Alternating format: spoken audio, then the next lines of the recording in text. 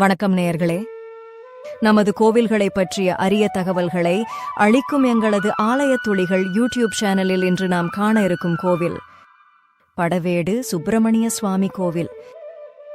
முருகப்பெருமானுக்கு தேவசேனாபதி என்ற பட்டம் சூட்டிய தலம். முருகப்பெருமான் மயில் மீது நின்றபடி இருக்கும் அபூர்வ காட்சி.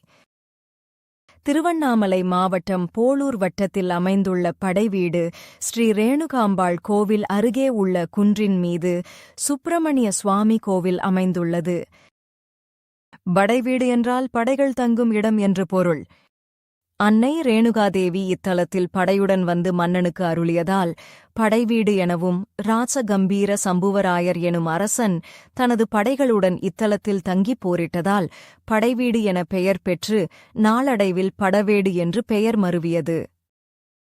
படவேடு ரேணுகாதேவி ஆலயத்துக்கு எதிரேயுள்ள குன்றில் வந்தமர்ந்த முருகப்பெருமானுக்கு அந்தணர்கள் வேத முழக்கம் செய்ய, தேவேந்திரன் அபிஷேக ஆராதனை செய்து சர்வ உபச்சாரங்களையெல்லாம் நிகழ்த்தி, சிவசுப்பிரமணியனுக்கு தேவசேனாதிபதி என்றபடி மணிமகுடம் சூட்டி பட்டாபிஷேகம் நடத்தினான்.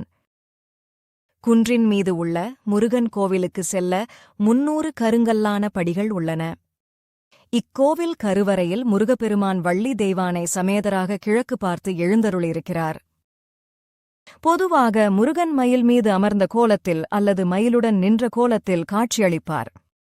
ஆனால் இக்கோவிலில் வடக்கு முகம் பார்த்து தோகை விரிக்காமல் நிற்கும் மயில் மீது முருகன் நின்ற கோலத்தில் காட்சியளிப்பது அபூர்வமான ஒன்றாகும்.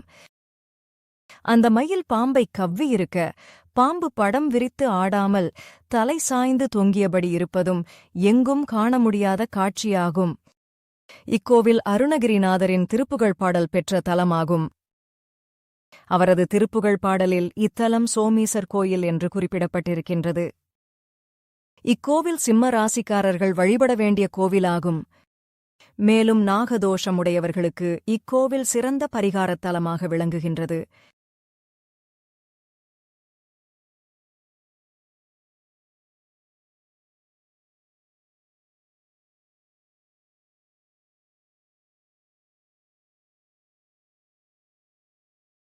நன்றி. மேலும் இதுபோன்ற கோவில்களைப் பற்றிய அரிய தகவல்களை அறிய எங்களது ஆலயத் துளிகள் யூடியூப் சேனலின் தினசரி பதிவுகளை தவறாமல் பாருங்கள்.